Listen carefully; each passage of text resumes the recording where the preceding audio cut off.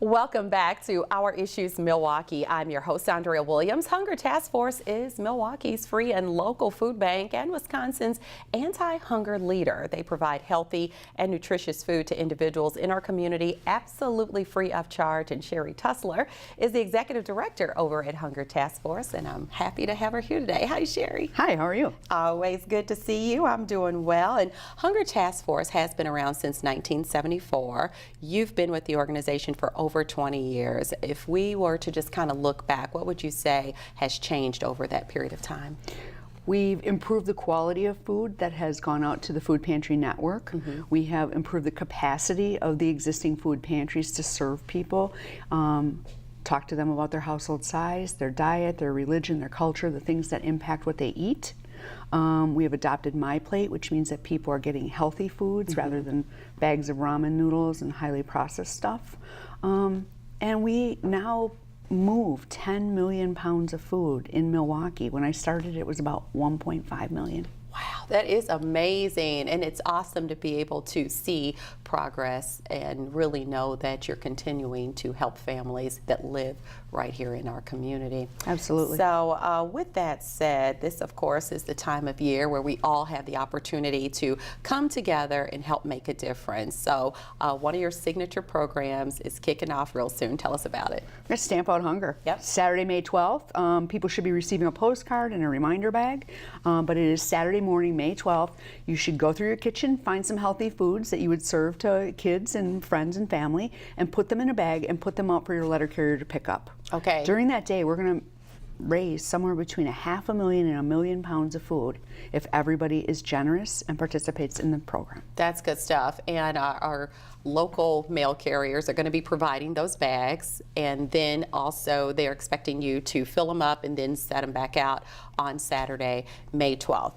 The good news is if somebody's on vacation or for some reason maybe they forgot, they do have an opportunity to still drop that food off, right? They can go to a local Pick and Save store and the Food for Families barrels will be out, so they'll see the Hunger Task Force blue and gold barrel, or they can just pop by Hunger Task Force and drop it off. Okay, and you can stop by Pick and Save with those bags of food through May 28th if you need to. And it's always amazing to see our local businesses, corporations, and such come together to make a difference. And there's so many people that really do just that, including the mail carriers, right? Absolutely. Rexnord and Kohl's are actually the sponsors of those plastic reminder bags, and they go out all over the state of Wisconsin and the Upper Peninsula, so we're very thankful to them for their sponsorship of that.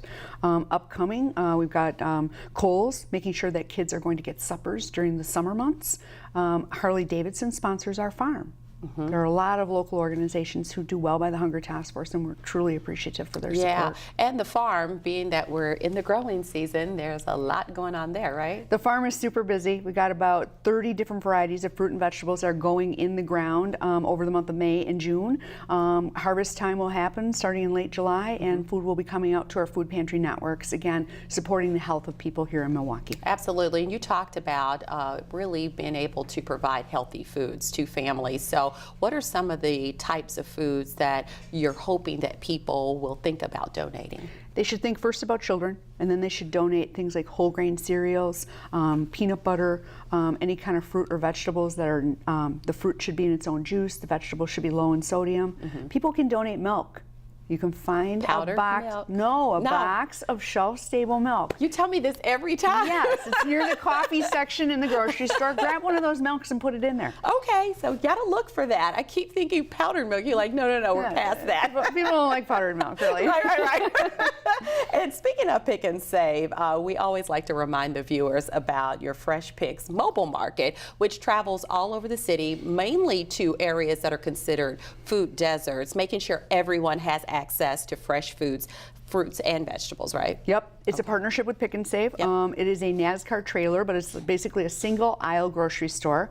It's loaded up with about 35 different kinds of fruits and vegetables. It's got meat and dairy, and we drive it to different locations in the morning and the afternoon, all month long. And people get 25% off at the checkout, which means that the foods are affordable, and people can't complain that they can't afford to eat well. Yeah, and it also really, like I said, gives everybody the opportunity to have access to fresh fruits and vegetables, because when we talk about food deserts, that means they don't have like a big chain store where they can get to easily, and sometimes people are forced to shop at corner stores which aren't necessarily set up for grocery shopping, right? Right. And so a gallon of milk at a corner store or bodega in Milwaukee might cost $4. A gallon of milk on the Pick and Save mobile market is $1.79. Love that.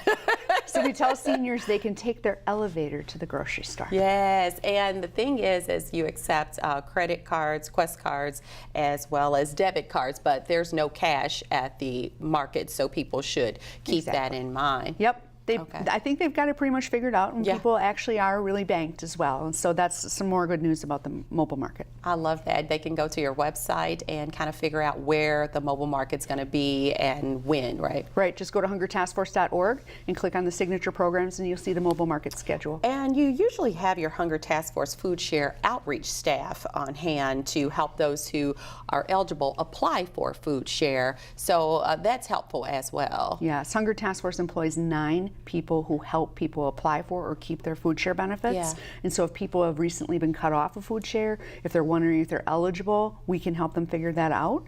But I would suggest that if people are skipping meals or they are pinching pennies and they can't afford the food that they need to feed everybody in their family, they're probably eligible, and we can help them figure that out and make sure that they can put food on the table. That's so important. And not only does Hunger Task Force work to feed those who are in need, you guys are also big advocates for individuals like maybe someone who is like struggling to maybe pay for prescription drugs and provide food for their entire family, or whatever the case may be. You are that voice for the voiceless. And we were just speaking of Food Share. I just had Lieutenant Governor Rebecca Clayfish here, and I specifically asked her about some of these reforms that were taking place with welfare, specifically Food Share. And there are quite a few things going on.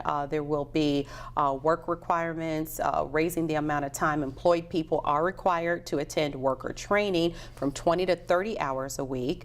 And this is all, after it's all said and done, will cost about $80 to $90 million. I did bring you up during that conversation, so I'm interested in getting your thoughts. Well, I think that the reforms that are planned may be more political than absolutely substantive. They are going to occur after the election. And so during this election season, the governor and lieutenant governor can talk about how they passed this legislation that's going to have more work requirements for low-income people. Those work requirements have always been in place.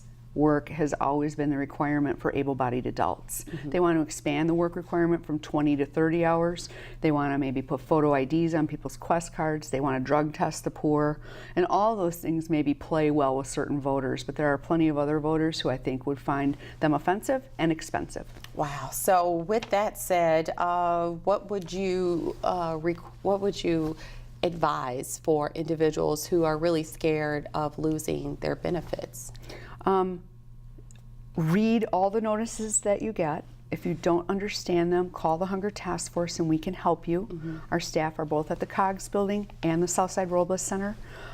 Stay on top of it, because your reporting requirements are going to be intense, but you're still going to remain eligible for those benefits if you meet the reporting requirements. Okay, thank you for that. And the 2018 Farm Bill, that is something else that is threatening food access. Explain to us how so. Sure. The Farm Bill basically is about farmers and it's about people who eat, which means it's about all of us. And it is a very large bill, but there are some plans within that bill to decrease the number of people on food share, and most of those plans already reflect the legislation that Wisconsin already passed. And so Wisconsin is the leader in reforming, and the rest of the states will be following us probably through the Farm Bill process. But far more Americans will have a harder time putting food on the table if the Farm Bill in its current iteration is passed. Wow, it's a lot of stuff to keep up with, but like I said, that is where you guys come in and you make people aware of things that are going to really make a difference when it comes to access to healthy food. And with that said, you've also done some work in dealing with the lead crisis that we see happening here in the city of Milwaukee, whether it's a lead paint or lead coming from the laterals that lead to people's homes. What role has the Hunger Task Force played? A diet high in 3 key nutrients can help mitigate lead, and those nutrients are vitamin C, calcium, and iron. And so if we can make sure that kids are well fed, they're less likely to absorb lead. That may be in their water, that may be as a result of them being exposed to lead paint, dust, or soil. But when you're healthy, you're more likely to be okay in the community. And kids who are low income, who don't have a regular diet, are more likely to absorb lead. In fact, 5 times more likely. Wow. And so what we're seeing is high concentrations of lead poisoning in the central city, where we see a lot of poverty and hunger, and our role is to make sure that those children are well fed. And you were very transparent. You had your lead levels tested, and you really talked about it passionately, on how this can happen to anybody. Well, I have a lead lateral in my house. I live in the city, and I tested myself, and yeah, I came out with an elevated blood lead level, so I'm lead poisoned. Wow. And it's important for any women who are paying attention to the show today, if you are between the ages of 15 and 45, it's important to get tested to make sure that you wouldn't pass on an elevated blood lead level to a baby. If you are planning a pregnancy, get tested to make sure that your baby can be healthy. Yeah, thank you for sharing that. And finally, we're rolling up on the kiddos getting out of school. And what's really important to note is a lot of kids, when they're going to school, they know for a fact that they're going to get breakfast and lunch. And when school lets out, that's not always the case. But thanks to Hunger Task Force and other organizations, kids can definitely get lunch, breakfast, and dinner, right? They can. They can if they look for the bright green sign, and they're around school buildings, on the fences, in the parks, and with the Boys and Girls Clubs and the Ys, any kind of youth service organization. If they see that bright green sign, that is the green light go. You can go in that building and you can get breakfast, lunch, or supper. You do not need to enroll. You do not need to be in summer school to get the meal from the school itself. So feel free to send your kids to any of those locations.